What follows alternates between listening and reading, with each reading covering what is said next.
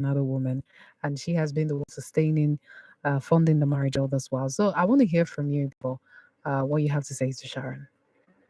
Okay, I want to keep an open mind on this topic, but then I want to say something. There are times one is completely gutted by some stories like this.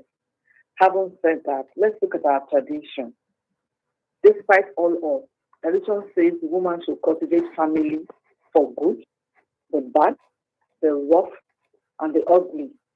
And they say family is everything. Yes, you are in this particular case, she has been left, she has been hung out to dry. So what am I trying to say here? You see, in some cases you have a spouse who is not circumspect of the resultant negative effects of his actions against the union that you have. When, a man that you have been there for, because I always tell, even I say to my boys, that a woman is coming from a family where she has been brought up properly, hopefully. They have spent a lot of money on her to groom her to the point where you met her, and she's going to change everything for you. Her name is going to change to begin to bear you. So, firstly, for that, she deserves your respect, she deserves your love, and you should take responsibility for her. Now, in this particular case, what I see here is injustice in its full regalia with its paraphernalia. Because for a woman who has given so much, you see, in some cases, you will see that they will tell you, now from top money woman, they make money from her husband. But this is a case where she has spent her own hard-earned money. And then you're coming around to do all of this. You see, some relationships are so enervating. They suck you dry of everything good about it.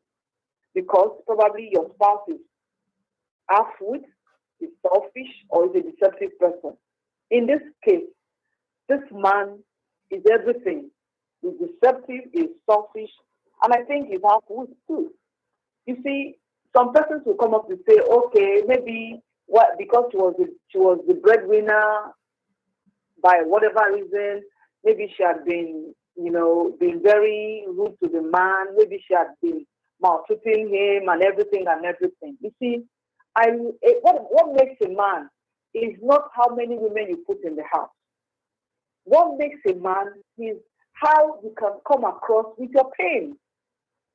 Okay. If you know that because your wife is the, I'm assuming that because some people are going to be of that opinion that who knows, maybe because she was the one bringing all the money, she had been acting like the man in the house, not, respecting him, talking to him anyhow and all that, forgetting that they are married. Now, a man, from my own perspective, what makes me respect a man is when he comes out with his feelings. If you feel that as a woman, because you are the one paying the bills, you treat me anyhow as a man, I will come out and say it to you. So that if maybe you are doing it ignorantly, so that I will call your attention to it. But if the best way to fight back is to go and bring in another woman who tells you story will not repeat itself. Having said, what I also see in this case is what we call institutionalized oppression. This is a case of systematic mistreatment of people within a social identity group. And in this particular case, it is a marriage, a union. And it is supported and enforced by the society and even religion. You understand? So whatever it is you want to take in this kind of union is dependent on you. Do you want to stay oppressed in this institution or you want to come out of it? It is a choice. No matter the number or the quantity of advice given, at the end of the day, what do you want?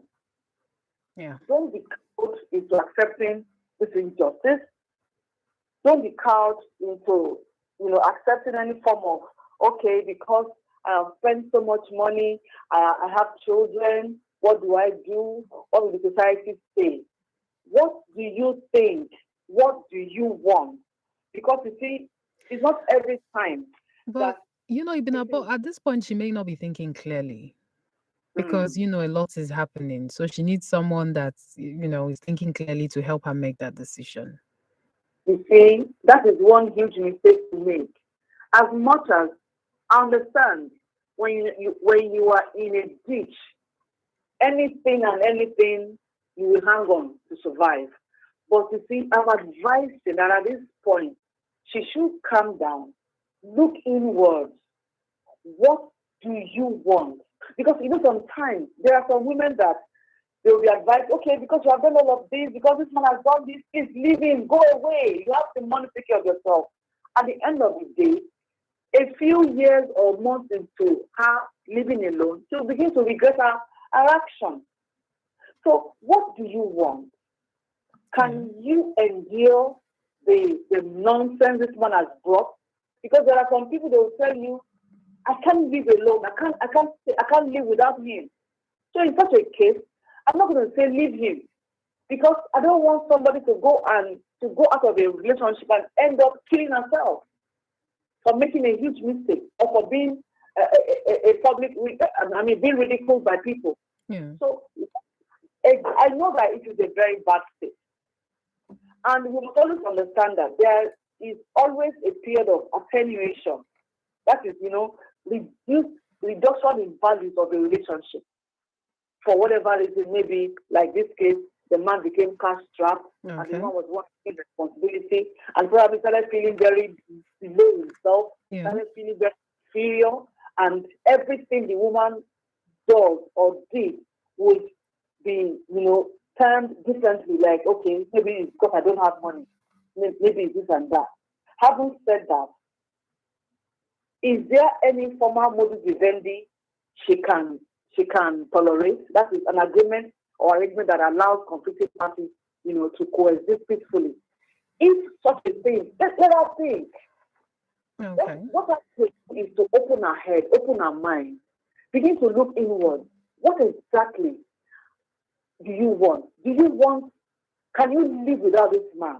Because he has given you the highest of all insults. He has shown you what an ingrate he is. So, but above and beyond that, does your love, is your love strong enough to withstand the pain The he has pain. inflicted? All right. However, is Yeah. he violent? Because if he is violent, then the door she should hit the road. She All should right. leave that relationship. All If right. he is physically abusive, Yeah. if he doesn't torment her emotionally, all these things should be considered. There are some men, they'll just go and pick another wife, and they'll still be treating you like a wife, and the way to get over their complex, their inferiority complex, is to have another woman in the house. All right. If she tolerates that, but if she cannot, and you are comfortable, you can take care of yourself, you can make do with yourself. All right But then then. again, can we bring in family members? Can we? Because when you want to marry a man, in the family, there should be somebody he or she listens to. There are cases where a man will impregnate a lady, and then at the end of the day, the child will be accepted, and the man will say, okay, it's a mistake. Because you see, sometimes I have had a case where a woman, something very similar, and the woman was perfectly advised because she had financially, she could take care of herself and her children without even the assistance of the husband. So Mm. she was to leave the home. And a few years into that, she became mentally challenged because she could not handle it. She said she Oh. wanted the man back. She was even ready to be a slave in that home. So you see, it is a very sensitive issue. She needs to sit back and see all of this advice from everyone and look at the one that best suits her. All right Because then. we're not looking at today, we are looking at Yeah. tomorrow. Yeah. And days after tomorrow. Thank you. All right. So, if you'd like to advise Sharon, you can call into the studio, call the studio line now, 07000 917 917. Sharon has been funding her marriage for a decade now. They have two kids. And now the man has a job because the man lost his job. Now he has a job, and she's finding out that his attitude changed towards Sharon, and she's finding out now that he has a love child with another woman, and he's saying to Sharon that she must accept the love child or leave the marriage. All right, so Sharon is an avid listener of Panorama. So you can call in and let Sharon know what to do. All right, so Ibn Abba, let's talk about this one. Federal government to develop policy on menstrual health, hygiene management. Now, the federal government on Monday said it will develop policies to promote effective menstrual health and hygiene management in the country. Deputy Director, Child Development Department of the Federal Ministry of Women Affairs, Ali Madugu, said this at a one-day meeting to develop information, education, and communication materials in Abuja. Now, according to him, the development of policies and IEC materials are to support advocacy on menstrual health and hygiene management and to ministries, departments, and agencies, as well as to women and girls at the grassroots. And now, according to her, participants in the meeting were expected to come up with a draft IAC on the issue of menstruation among Nigerian women and girls. Now, when we talk about menstrual hygiene and management, what is it for you? Some people are saying that sanitary pads should be, I'm taking it from another angle now. Some people are saying that sanitary pads should be subsidized because not every lady can afford even sanitary pad. Like it's so expensive for, even a schoolgirl. Sometimes, some places up north, I hear that when you're on your period, because they cannot afford sanitary pad, they'll make them sit on a big pot. There's a separate room. I hear there are some villages like that where there's a separate room where you sit on the pot, for days. They just bring you everything you want to the room, and depends on your cycle. When you finish, you're allowed to come out. So many things involved with menstruation, and I would like to get your thoughts on, what the federal government can do and talk about policies on mental health. Yeah. Yes, there's a lot the government can do. Just like recently, they just gave men paternity leave. Government can look into that because some women go through very excruciating pain when they are in their period. So, and they cannot be actually very productive at that point. So, Oh. Well, Holly been a ball back. 07000 That's 07000 That's the studio line. This is Panorama. Panorama is where we have the ladies come together from different geopolitical zones to discuss, dissect, disagree, sometimes agree on topical issues. I am Kimberly Ubiabo, your host on Panorama. And we have our first regular guest, Ibinabo Dixon, with us. When it comes to menstrual health and hygiene management, I'd like to get your thoughts. Hello, good Hello, morning. hello, Kimberly. How are you? Hi, Chief. Good morning. Yeah, Kimberly. Have you eaten this morning? No, Chief, you want to send food via the radio? And the guy just is using us for my guy that the bookie and your love family baby and the Florence, wherever you are. Yeah. Listen. You see, the fact of this is that I think that sanitary pad, I think there used to be one of 7 or 800 didn't it? Yeah, so they're really expensive. Ah, 7, well, for a month now, at least once in a month, that shouldn't have been more expensive Not like that. everyone, there are some schoolgirls there's some children that can't even eat Okay. a Anyway, day. anyway, How much anyway. more sanitary Being what pad? Nigeria are now, you understand? Because Mm. we just say, you see, the fact of this is that any man that decided to have that kind of polygamous family, I think the man should be ready for it now. You understand me? It's not just all about having children here and there. This that you It's don't not even about care. polygamy now, Chief. The thing is, Yeah. Sharon, what would you advise Sharon if she was your sister or, And why is it? I thought you said the husband married to he another not marry, woman. go So, impregnate another woman. He didn't marry the woman. He has another woman that he has a child with, and he wants Sharon to accept the woman, whether she likes it or okay, not. Yeah. okay, okay. In a situation like that, I think I don't have to advise her more because some women will take it, some may not take it. But it shouldn't lead to domestic violence, you understand me? I will just say her to rub her mind, you understand, and take her decision, you understand? I cannot tell her to divorce. But otherwise, I think for women, they really can't have that authority, provided the man is providing. You understand me? If the man can provide, let us just really bear it and absorb it. So You how would you understand? feel, Chief? Let's say, for example, a man finds out that two of the children are not his when he does a DNA test. What would you advise the man to do? See, let me echo you. I want to educate every one of you this morning. You know, from time immemorial, the men, they used to marry as many as they can. Can you get No, my that's not the concept? question. What would you advise a I man understand. that, If I saw that, then definitely, I have to send that packing. You understand? will you say she should leave the man? And in a case where the man has, beg your pardon, in a case where the man finds out that two of the I children are said not I will his, send the woman packing. I you will will send send her the packing. woman packing, but the woman should Yes. accept the other. Chief.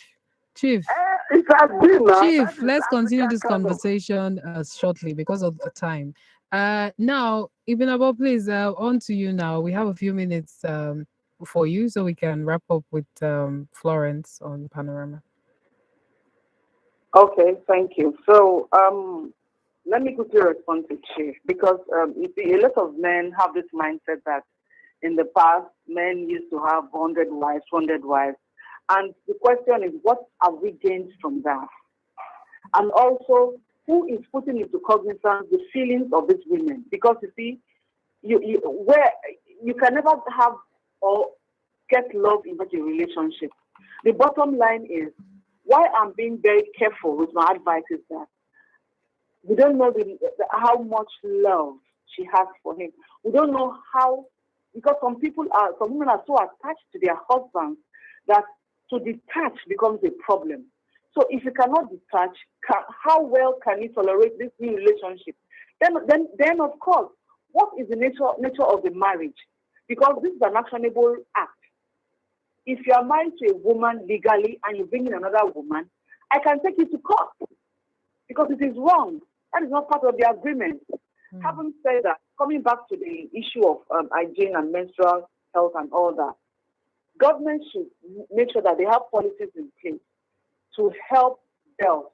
Like someone said, if you have given free food, free lunch in schools, don't forget to give free pads to girls. Yeah. Really agree with on the part of the government. And then again, I want to advise that they should make policies that will bring down the prices. If they are going to give these companies that are producing pads some kind of whether that's subsidizing it. Yeah. Yeah. There should be ways of subsidizing become affordable to everybody because in some cases a sanitary pads. And this is a poor hygiene practice. Some even use clothes. They'll fold the clothes or the socks. They'll fold it and put it there. Yeah. And the unfortunate thing is that, results into pelvic inflammation. Yeah. And diseases sometimes are very silent. And they don't come up with serious symptoms. So you don't feel the agitation or the need to visit the doctor. Right. And eventually, this PID, they call it pelvic inflammatory disease, could cause fertility if untreated. And you would want to treat a disease if you know about it. Some of them are very silent in the body. For the sake of time, let's just wrap it up. Yeah. Issues, with getting pregnant. So, what do I say here? I think the education of menstrual period hygiene should start from the home. Then the school students will learn in educating our girls, and the government should please subsidize the cost of pads and as to give food because the government claims they give lunch to students. As to give them lunch alongside give the girls pads and also going back to quickly saying one or two things to what's her name now? Sharon, you see, when you want to take an action, you have to be level-headed. Be calm, be cool, and then calm down and look at every advice that has been given and look at the one that best works for you. because Okay. it is not a one size fits all. Yeah. I tell you, it's not a one size fits all. All But at the right. end of the day, an action should be taken because this cannot. I mean, this is unfair to her. This is an injustice, and it has to be taken care of. Injure, do not hurt. Thank you. All right. Thank you very much, Binabo. Thank you. Thank you. All right. We'll be joined by Florence Alado soon shortly. Like us. And if you don't love us, like us. It's facebook.com/. WFM917. If you want to see what we look like, We slay. subscribe to our channel on YouTube. Follow us on Twitter and Instagram at WFM917. Everybody, or almost everybody, likes to eat bread.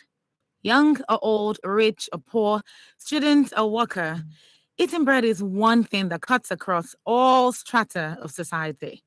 Whether it's with eggs, ewa going, akara, moi moi, or even as sandwiches, we all get from our soft, nutritious, and bread is one of the most consumed foods in today's busy society.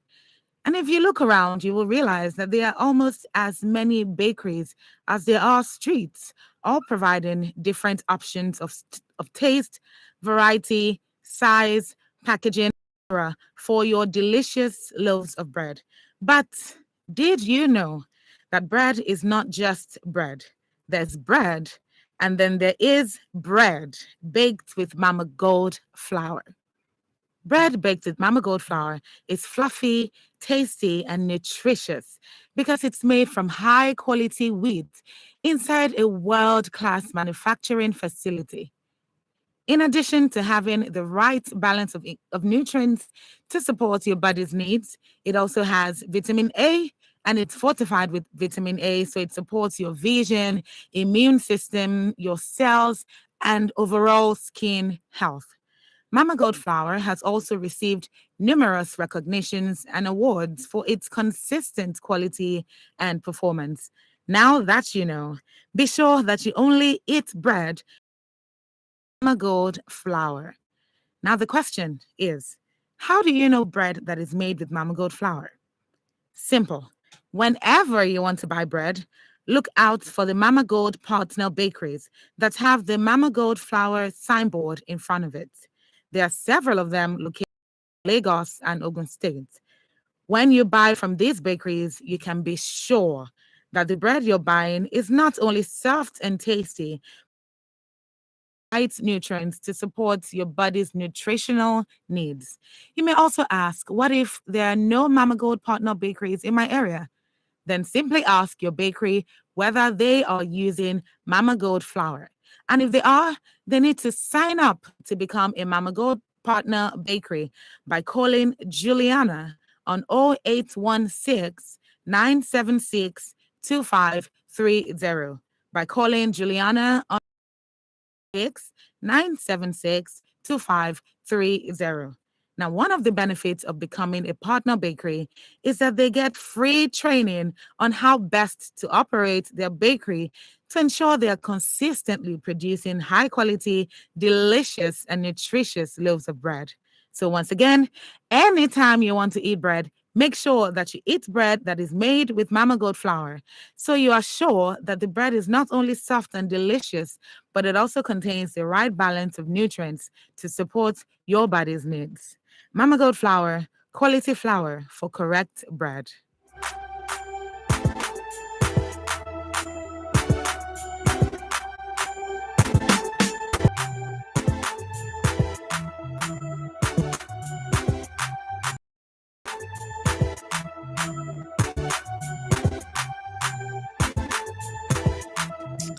All right, 18 minutes to the top of the hour. Still Panorama, where we have the ladies come together to discuss, dissect, disagree on topical issues. We looked at Sharon's story.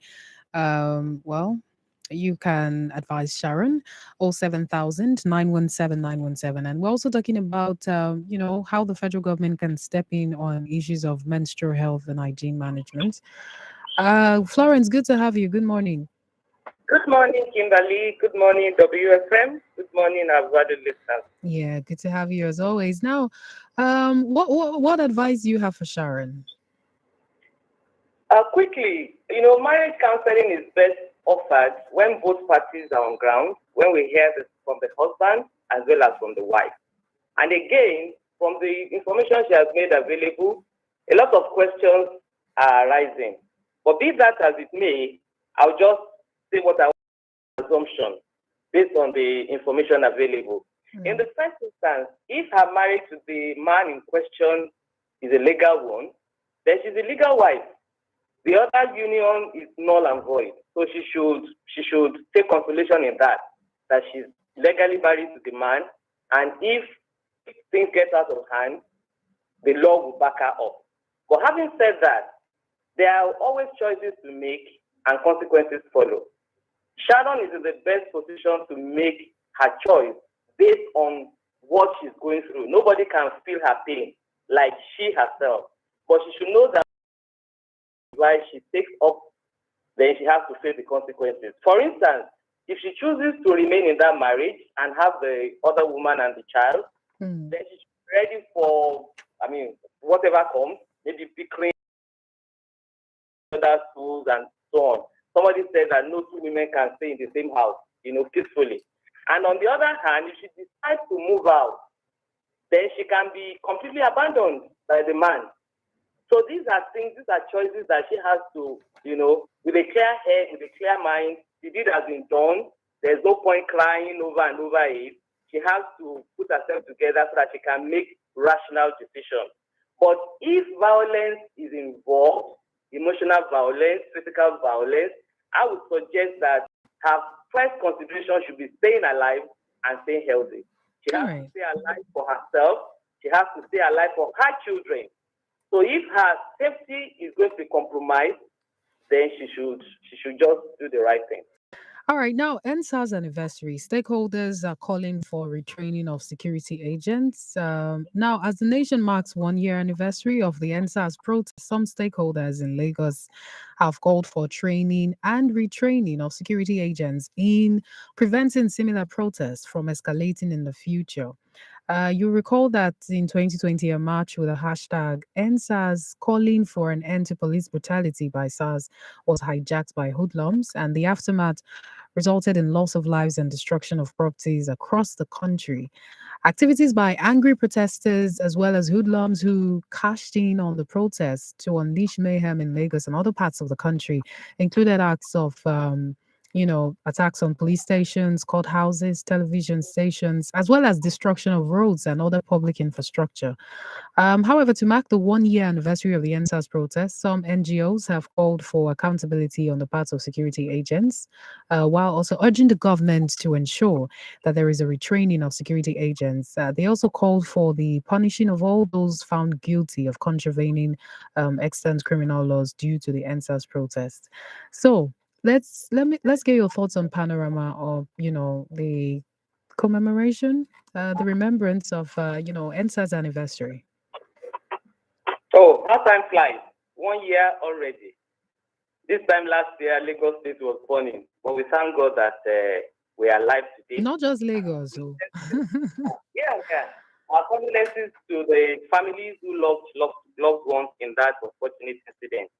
It was an avoidable loss. People didn't have to die the way they died, and there was so much damage to property. Police stations were burned, courthouses were burned, television stations were burned, and the rest of them. I recall some days or weeks after the incident, I was driving past the beggar, and I saw at the BRT section, lots of BRT buses, maybe 20, maybe more, burned. Of course, they have been replaced now, but the question is at what cost? If those buses were not burned, the money they used to replace them would have probably gone into other profitable ventures. But having said that, I want to commend the Lagos State government for what they have done. I was watching the channel television last night, and I saw the Justice Doris Oku-Obi panel rounding up their exercise. Some families have been compensated. But then the question is, what is the worth of a life? No matter what they gave to those families, that will not fully compensate for the loss. But I think Lagos State has not done badly. But my concern is 1 year after, can we say that police brutality has ended? I would say no. Kim, if you recall, last Friday, the 8th of October, we're supposed to take a story of a young man who was assaulted in Ibadan. The grandma gave him money, 150,000 naira to go pay rent, and policemen accosted him, took the money from him, and the rest of that. We were not able to take that story because of time. Yeah. But my question is, to that extent, I would say that police brutality has not ended. They're still doing their extortion. We still have cases of extrajudicial killing and so on. So what have we learned after 1 year?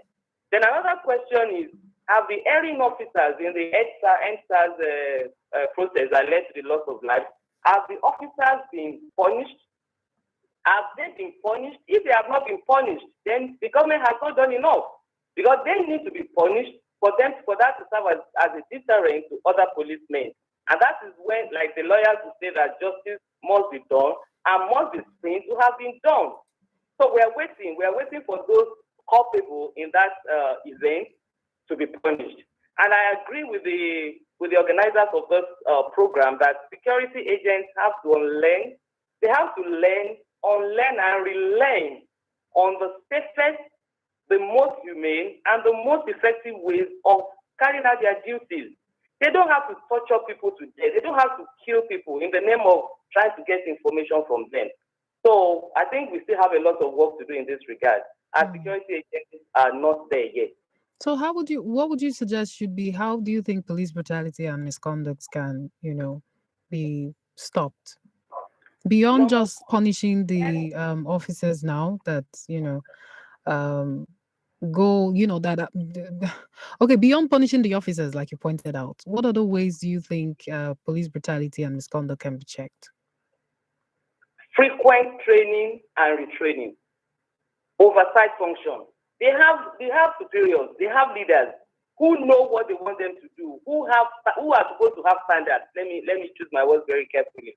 So once they supervise them and they see that certain couple of men are not fit, maybe they are not mentally fit, they are not professionally fit, let them get them out and bring new people. If they begin to do this over and over again, maybe over time, 1 year, 2 years, then we'll have the right crop of people in the police force. So it should be an ongoing exercise, but it should be intentional. It's not that one CP will sit in the office and will claim not to know what is going on in the street. The police is supposed to be our friend. They're supposed to maintain law and order. And when they are not able to do that and they are doing the opposite and people's lives are in jeopardy, then the leaders should rise up and take action. All right. So when we want to talk about mental health and hygiene management now, let's hear what you have to say. Federal government, according to what we have here, is looking to develop policy on menstrual health. Hold on. Panorama. Good morning. Good morning to you. What's your name and where are you calling from? Albert is my name, calling from Ikorodu. All right, Albert. Yes, let me tell you, the only way to stop this police brutality in this country, just one thing, can solve all these issues.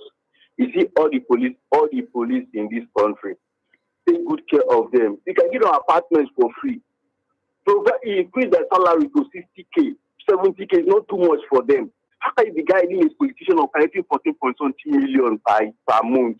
And you are collecting 15,000, 20,000, you bid on to sew your street. So you think funding is the problem? Yes, that is the problem, I guess. You bid on to sew your uniform, you bid on to buy yourself your shoe. How much will you go home at the end of the year, at the end of the month, you go and buy 30,000. How much are they paying them? So let them look into this thing.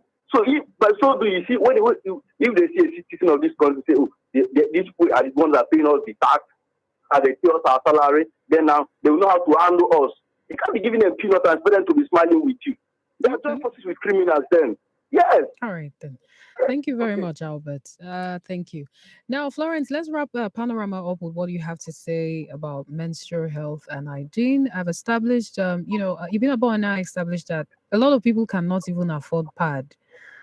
Some would end up using, a lot of girls would end up using, I've even seen women doing this. They'll end up using socks or, some outfits to get through it. And given now that even things are becoming expensive, it's not just food, everything is becoming expensive. So price is adding to everything.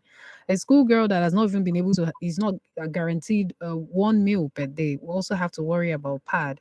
So there's been suggestions, recommendations like the government should look to subsidize pad and make it easy and share pads in schools. NGOs should look into it. But what other suggestions would you have, and what would be your take on menstrual hygiene and management? Yeah.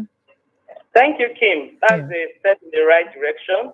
You know, that the last time these school children were kidnapped, the children of Bethel Baptist School, over 100 of them, I felt so sorry for all the children, in general, but I was more worried for the girls.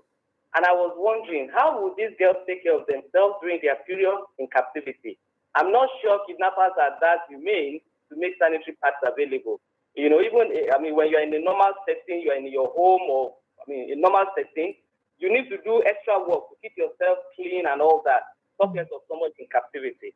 So it's a serious problem. It's a serious problem. But beyond what federal government can do, I want to talk to the parents. I want fathers to be aware of this and increase the allowance of the girls. When you are giving money to your wife and you have daughters, put that into consideration. They need these things. They need these sanitary pads to keep themselves clean so that they don't resort to using tissue and rags and the rest of them. But more importantly, I want mothers to be more involved in the menstrual history of their children. I had your radio doctor talking yesterday about this thing. Menopause, yeah. Dr. Bryce, a normal menstrual period should last between 3 and 7 days. That anything less than 3 is abnormal, anything more than 7 is abnormal. The truth of the matter is some girls have irregular periods. And this could be a pointer to reproductive health issues in future. But if they don't talk about it, if their mothers are not aware, then timely intervention is not taken.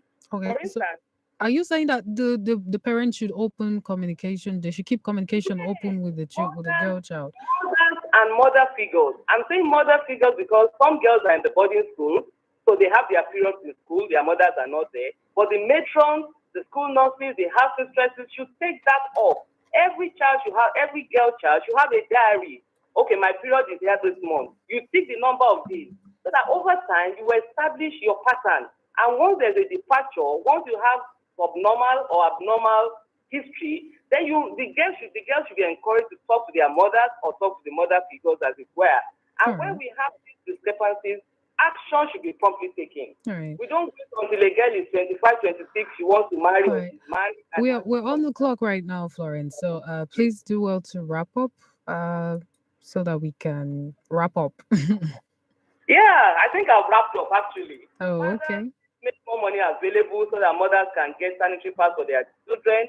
Mothers be more involved, ask questions, and girls, please pick up when you have concerns about your menstrual history. All right, thank you, Florence. Thank you. We appreciate you. Now, Florence Oladotun, that's our second regular guest on Panorama this morning. Earlier on, we had Ibn Abol Dixon, and I am Kimberly Ubiabo, your host. And thank you for staying tuned and your contributions. Panorama will be back on air same time tomorrow, 9:15 to 10. At 10 o'clock, we have Radio Doctor. Panorama runs from Mondays to Fridays, so do well to stay tuned all the way. And still a lot coming up. Don't go away just yet. At 10 o'clock, Radio Doctor 11 playlist. And at 12, the big question comes up right after the news. To sponsor this program, call the number 0816 480 7613. ọ̀rẹ́ ọmọbìnrin yẹn ń lo nǹkan kan. ṣó o tún ti bẹ̀rẹ̀. abz làṣírí ibẹ̀ ọṣẹ ìfọyín close up kún fún antibacterial zinc abz bẹ́ẹ̀ ló ń fúnni ní ààbò tó péye ìlọ́po mẹ́ta àti pé a tún fún